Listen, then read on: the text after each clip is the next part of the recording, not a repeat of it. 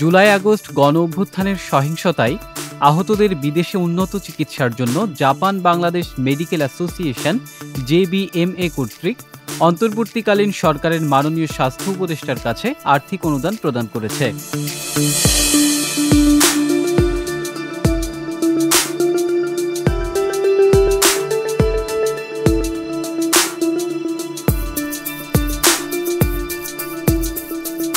অনুষ্ঠানে উপস্থিত ছিলেন স্বাস্থ্য ও পরিবার কল্যাণ মন্ত্রণালয়ের নির্বাহী ক্ষমতাপ্রাপ্ত প্রধান উপদেষ্টার বিশেষ সহকারী, স্বাস্থ্যসেবা বিভাগের সচিব, জাপান দূতাবাসের কর্মকর্তাবৃন্দ, জাতীয় বার্ন ও প্লাস্টিক সার্জারি ইনস্টিটিউটের আহতদের চিকিৎসা প্রদানের দায়িত্বরত পরিচালক ও বিশেষজ্ঞ এবং গণ অভ্যুত্থানের ছাত্র সমন্বয়ক।